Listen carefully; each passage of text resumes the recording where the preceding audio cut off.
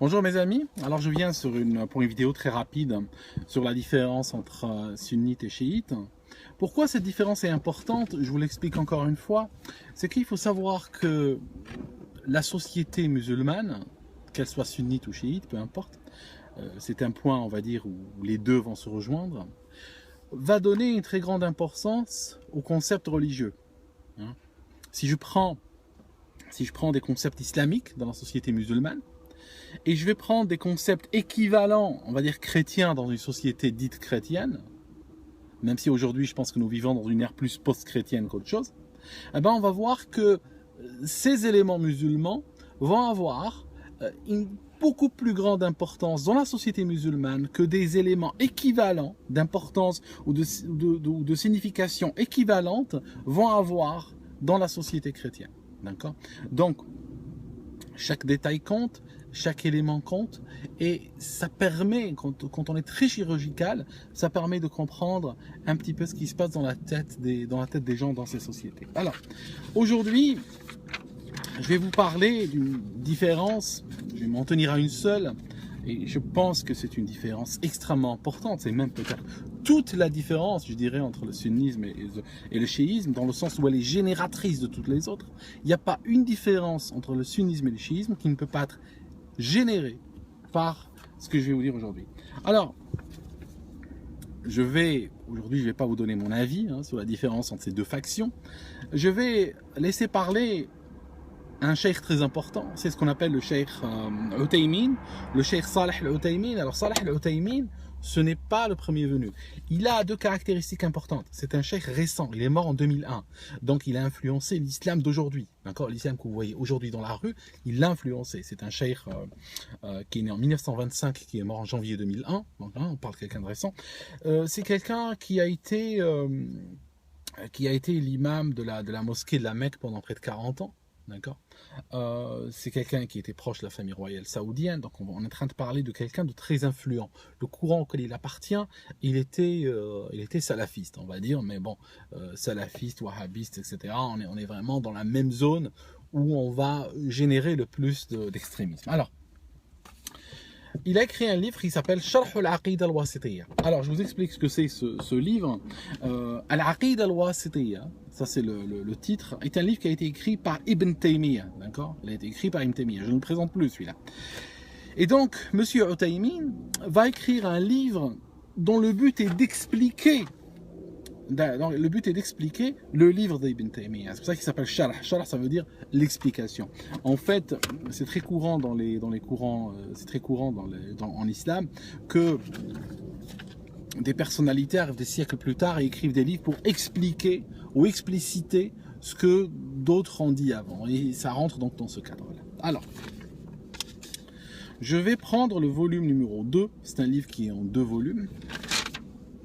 Et je vais aller à la page 336. D'accord?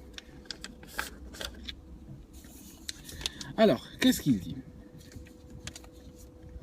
Il dit les sunnites, il dit Ahlus Sunnah, donc les sunnites, qu'Allah les bénisse, comme lui il dit, donc les sunnites, qu'Allah les bénisse, sont complètement différents, ou sont complètement à l'opposé. Il dit l'opposé, il dit complètement à l'opposé, d'accord? Donc c'est pas le complètement à l'opposé, ce n'est pas moi qui le mets, il est exactement dans le texte. Yukhalifuna tamaman, ça signifie qu'ils sont totalement à l'opposé.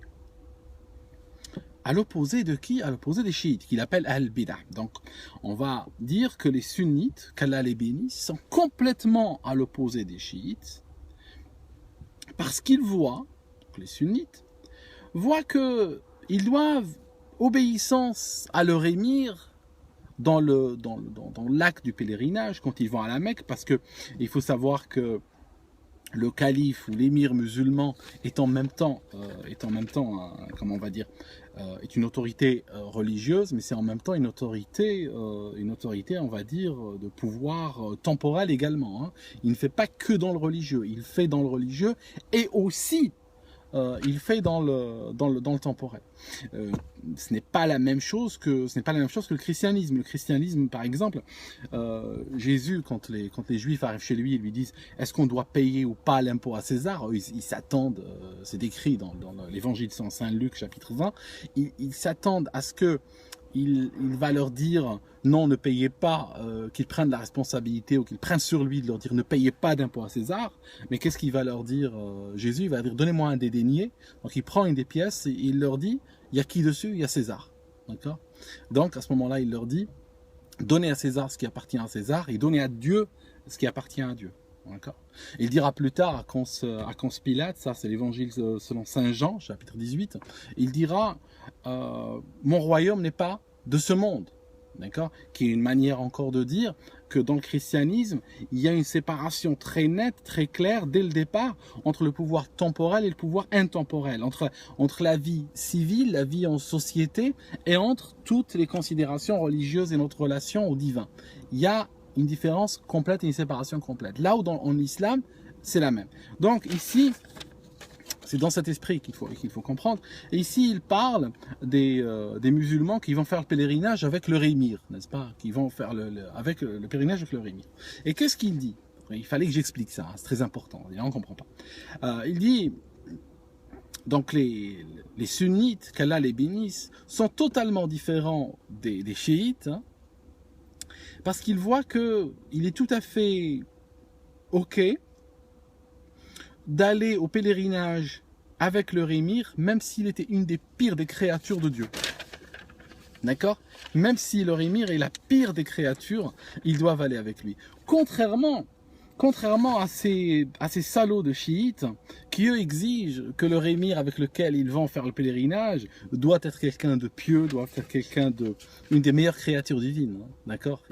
Non, les sunnites, qu'Allah les bénisse, eux sont totalement à l'opposé de ceux-là. Et il va donner un exemple assez caricatural qui lui passe par la tête. Et il va dire, il voit que c'est tout à fait valable d'aller au Hajj avec les émirs, et même si c'était il les appelle des foussers, d'accord?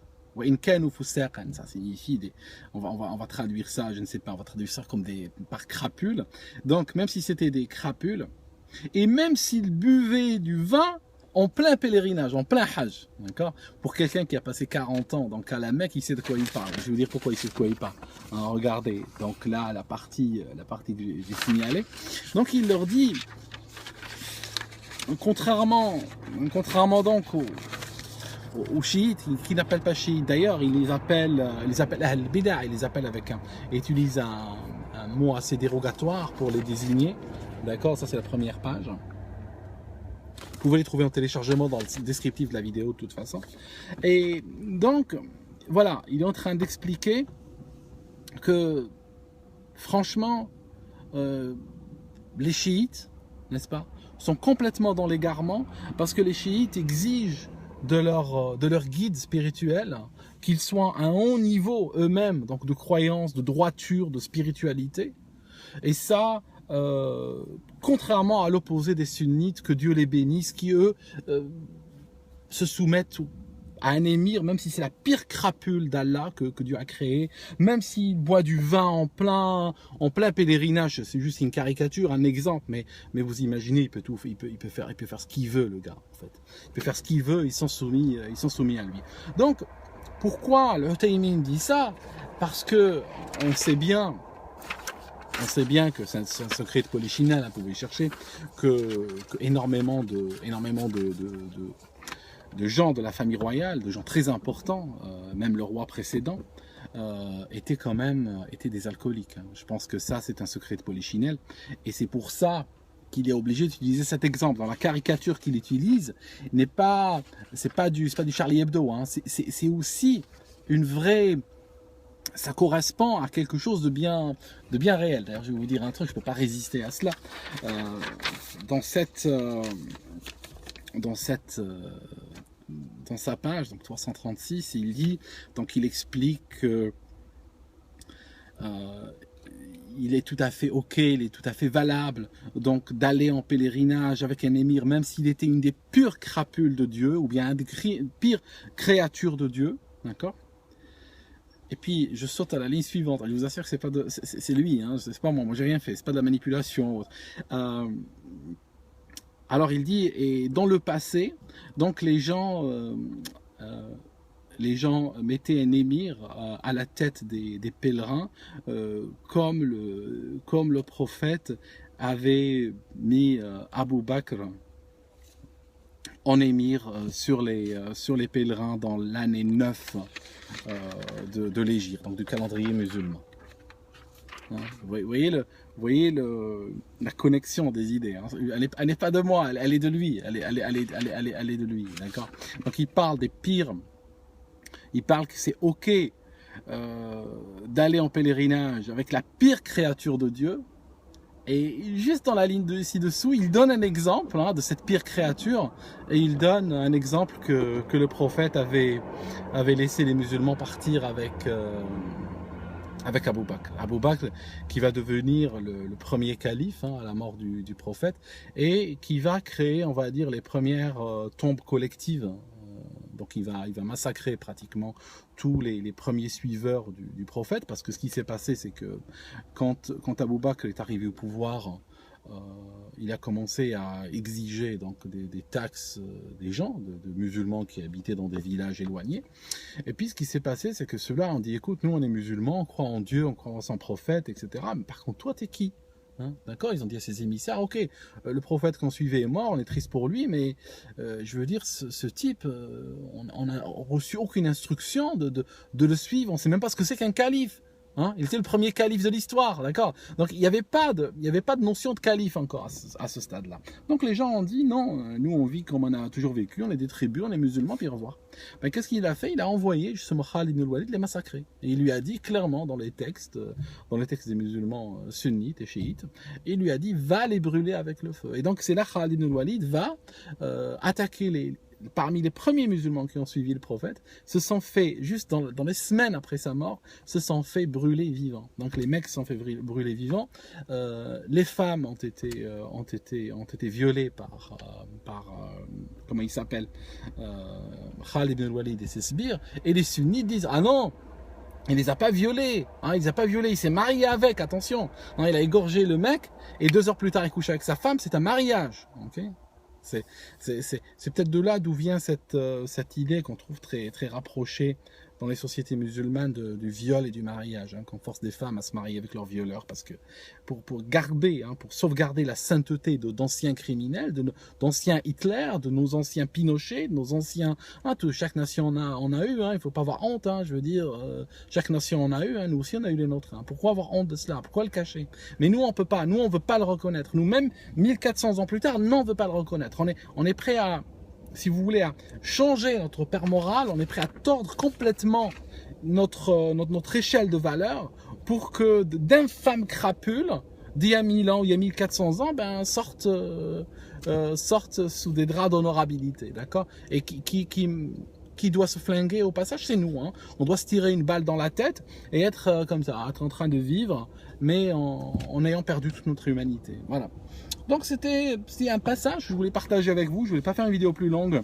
Comme ça, je permets à certains qui peuvent peut-être pas s'engager sur des vidéos de 3/4 d'heure de pouvoir juste voir de quoi je parle dans ces vidéos qui s'appellent Différence entre sunnites et chiites, et où j'ai plus le temps de développer, hein, parce que là il y a à boire et à manger juste sur 2 pages. Je vous les mets en téléchargement. Je vous remercie pour votre attention jusque là, et puis on se revoit dans une autre vidéo.